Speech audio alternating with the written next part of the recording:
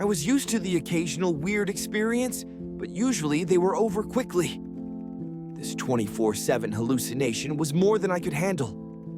For the rest of the school year, the entire campus seemed to be playing some kind of trick on me. The students acted as if they were completely and totally convinced that Mrs. Kerr, a perky blonde woman whom I'd never seen in my life until she got on our bus at the end of the field trip, had been our pre-algebra teacher since Christmas. Every so often, I would spring a Mrs. Dodds reference on somebody just to see if I could trip them up, but they would stare at me like I was psycho. It got so I almost believed them. Mrs. Dodds had never existed. Almost. But Grover couldn't fool me. When I mentioned the name Dodds to him, he would hesitate, then claim she didn't exist. But I knew he was lying. Something was going on. Something had happened at the museum. I didn't have much time to think about it during the days, but at night, visions of Mrs. Dodds with talons and leathery wings would wake me up in a cold sweat. The freak weather continued, which didn't help my mood. One night, a thunderstorm blew out the windows in my dorm room. A few days later, the biggest tornado ever spotted in the Hudson Valley touched down only 50 miles from Yancy Academy. One of the current events we studied in social studies class was the unusual number of small planes that had gone down in sudden squalls in the Atlantic that year. I started feeling cranky and irritable most of the time. My grades slipped from D's to F's. I got into more fights with Nancy Buffett and her friends. I was sent out into the hallway in almost every class. Finally, when our English teacher, Mr. Nicole, asked me for the millionth time why I was too lazy to study for spelling tests, I snapped. I called him an old sot. I wasn't even sure what it meant, but it sounded good. The headmaster sent my mom a letter the following week, making it official. I would not be invited back next year to Yancy Academy. Fine, I told myself. Just fine. I was homesick. I wanted to be with my mom in our little apartment on the Upper East Side, even if I had to go to public school and put up with my obnoxious stepfather and his stupid poker parties. And yet, there were things I'd miss at Yancy. The view of the woods out my dorm window, the Hudson River in the distance, the smell of pine trees. I'd miss Grover, who'd been a good friend, even if he was a little strange. I worried how he'd survive next year without me. I'd miss Latin class too, Mr. Bruner's crazy tournament days, and his faith that I could do well. As exam week got closer, Latin was the only test I studied for. I hadn't forgotten what Mr. Brunner had told me about this subject being life and death for me. I wasn't sure why, but I'd started to believe him. The evening before my final, I got so frustrated I threw the Cambridge Guide to Greek mythology across my dorm room. Words had started swimming off the page, circling my head, the letters doing 180s as if they were riding skateboards. There was no way I was going to remember the difference between Chiron and Charon, or polydictes and polydeuces. And conjugating those Latin verbs, forget it. I paced the room, feeling like ants were crawling around inside my shirt. I remembered Mr. Bruner's serious expression, his 1,000-year-old eyes. I will accept only the best from you, Percy Jackson. I took a deep breath. I picked up the mythology book. I'd never asked a teacher for help before. Maybe if I talked to Mr. Bruner, he could give me some pointers. At least I could apologize for the big fat F I was about to score on his exam. I didn't want to leave Yancy Academy with him thinking I hadn't tried. I walked downstairs to the faculty offices. Most of them were dark and empty, but Mr. Brunner's door was ajar, light from his window stretching across the hallway floor. I was 3 steps from the door handle when I heard voices inside the office. Mr. Brunner asked a question. A voice that was definitely Grover's said, "Worried about Percy, sir." I froze. I'm not usually an eavesdropper, but I dare you to try not listening if you hear your best friend talking about you to an adult. I inched closer. Alone this summer, Grover was saying. I mean, a kindly one in the school. Now that we know for sure, and they know too, we would only make matters worse by rushing him, Mr. Brunner said. We need the boy to mature more. But he may not have time. The summer solstice deadline will have to be resolved without him, Grover. Let him enjoy his ignorance while he still can. Sir, he saw her. His imagination, Mr. Brunner insisted. The mist over the students and staff will be enough to convince him of that. Sir, I can't fail in my duties again. Grover's voice was choked with emotion. You know what that would mean. You haven't failed, Grover, Mr. Brunner said kindly. I should have seen her for what she was. Now let's just worry about keeping Percy alive until next fall. The mythology book dropped out of my hand and hit the floor with a thud. Mr. Brunner went silent. My heart hammering, I picked up the book and backed down the hall. A shadow slid across the lighted glass of Brunner's office door, the shadow of something much taller than my wheelchair-bound teacher, holding something that looked suspiciously like an archer's bow. I opened the nearest door and slipped inside. A few seconds later, I heard a slow clop, clop, clop, like muffled wood blocks. Then a sound like an animal snuffling right outside my door. A large, dark shape paused in front of the glass, then moved on. A bead of sweat trickled down my neck.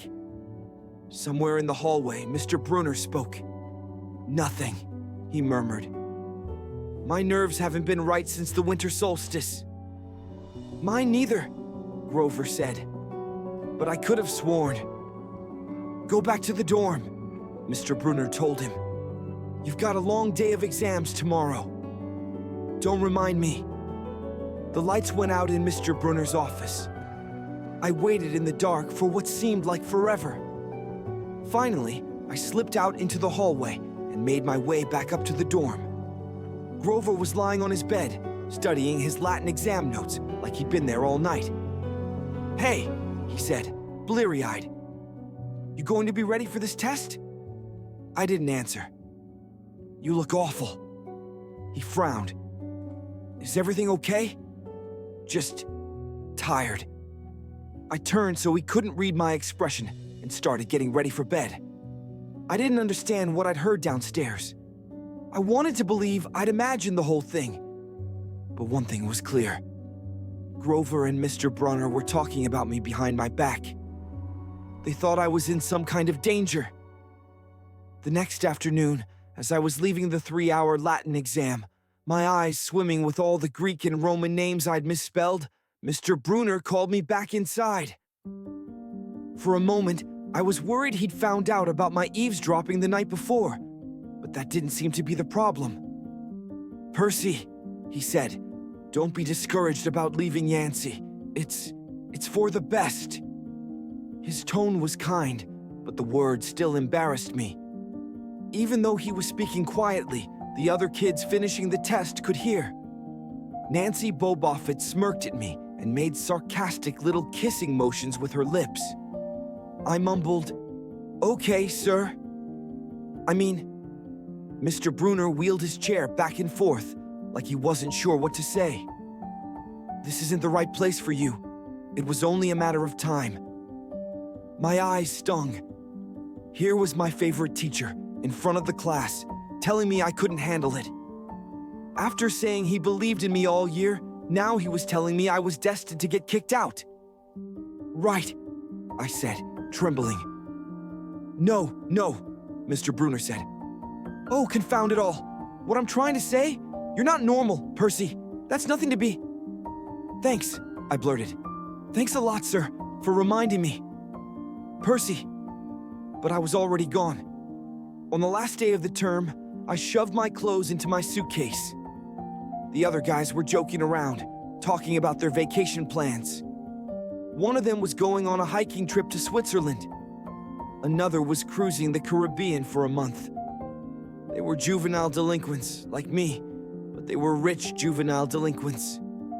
Their daddies were executives, or ambassadors, or celebrities.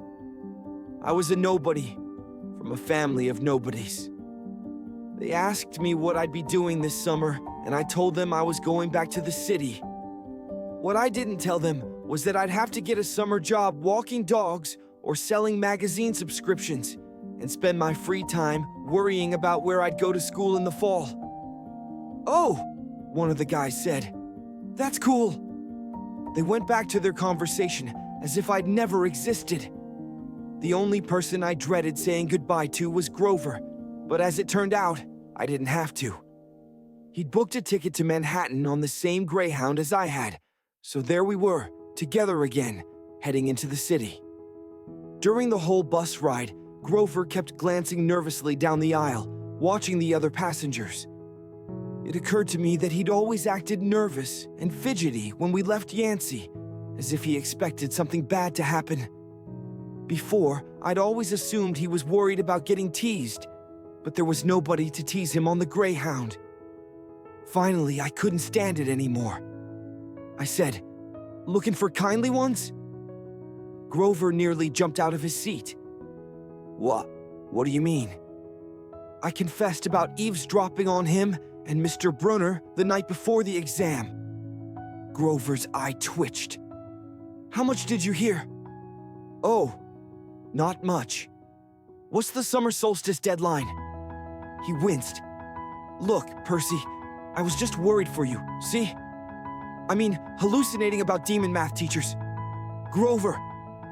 And I was telling Mr. Brunner that maybe you were overstressed or something, because there was no such person as Mrs. Dodds. And... Grover, you're a really, really bad liar." His ears turned pink. From his shirt pocket, he fished out a grubby business card. "Just take this, okay? In case you need me this summer." The card was in fancy script, which was murder on my dyslexic eyes, but I finally made out something like Grover Underwood Keeper, Half-Blood Hill, Long Island, New York. "What's half? Don't say it aloud," he yelped. "That's my, summer address." My heart sank. Grover had a summer home. I'd never considered that his family might be as rich as the others at Yancy. "Okay," I said glumly. "So, if I want to come visit your mansion." He nodded. Or if you need me." "Why would I need you?" It came out harsher than I meant it to. Grover blushed right down to his Adam's apple. "Look, Percy, the truth is, I kind of have to protect you." I stared at him. All year long, I'd gotten in fights, keeping bullies away from him. I'd lost sleep, worrying that he'd get beaten up next year without me. And here he was, acting like he was the one who defended me. "Grover," I said, "what exactly are you protecting me from?" There was a huge grinding noise under our feet. Black smoke poured from the dashboard, and the whole bus filled with a smell like rotten eggs. The driver cursed and limped the Greyhound over to the side of the highway. After a few minutes clanking around in the engine compartment, the driver announced that we'd all have to get off. Grover and I filed outside with everybody else. We were on a stretch of country road, no place you'd notice if you didn't break down there. On our side of the highway was nothing but maple trees and litter from passing cars. On the other side, across 4 lanes of asphalt shimmering with afternoon heat, was an old-fashioned fruit stand. The stuff on sale looked really good, heaping boxes of blood-red cherries and apples, walnuts and apricots, jugs of cider, and a clawfoot tub full of ice. There were no customers, just 3 old ladies sitting in rocking chairs in the shade of a maple tree, knitting the biggest pair of socks I'd ever seen. I mean, these socks were the size of sweaters, but they were clearly socks. The lady on the right knitted one of them. The lady on the left knitted the other. The lady in the middle held an enormous basket of electric blue yarn. All 3 women looked ancient, with pale faces wrinkled like fruit leather, silver hair tied back in white bandanas, bony arms sticking out of bleached cotton dresses. The weirdest thing was, they seemed to be looking right at me. I looked over at Grover to say something about this and saw that the blood had drained from his face. His nose was twitching. "Grover," I said. "Hey, man." "Tell me they're not looking at you. They are, aren't they?" "Yeah. Weird, huh? You think those socks would fit me?" "Not funny, Percy. Not funny at all." The old lady in the middle took out a huge pair of scissors, gold and silver, long-bladed, like shears. I heard Grover catch his breath. "We're getting on the bus," he told me. "Come on." "What?" I said. "It's 1,000 degrees in there." "Come on!" He pried open the door and climbed inside, but I stayed back. Across the road, the old ladies were still watching me. The middle one cut the yarn, and I swear I could hear that snip across 4 lanes of traffic. Her 2 friends balled up the electric blue socks, leaving me wondering who they could possibly be. 4, Sasquatch or Godzilla. At the rear of the bus, the driver wrenched a big chunk of smoky metal out of the engine compartment. The bus shuddered, and the engine roared back to life. The passengers cheered. "Darn right!" yelled the driver. He slapped the bus with his hat. "Everybody back on board." Once we got going, I started feeling feverish, as if I'd caught the flu. Grover didn't look much better. He was shivering and his teeth were chattering. "Grover? Yeah? What are you not telling me?" He dabbed his forehead with his shirt sleeve. "Percy, what did you see back at the fruit stand?" "You mean the old ladies? What is it about them, man? They're not like Mrs. Dodds, are they?" His expression was hard to read, but I got the feeling that the fruit stand ladies were something much, much worse than Mrs. Dodds. He said, "Just tell me what you saw." The middle one took out her scissors, and she cut the yarn. He closed his eyes and made a gesture with his fingers that might have been crossing himself, but it wasn't. It was something else, something almost older. He said, "You saw her snip the cord." "Yeah. So?" But even as I said it, I knew it was a big deal. "This is not happening," Grover mumbled. He started chewing at his thumb. "I don't want this to be like the last time." "What last time?" "Always 6th grade. They never get past 6th. "Grover," I said, because he was really starting to scare me. "What are you talking about?" "Let me walk you home from the bus station. Promise me."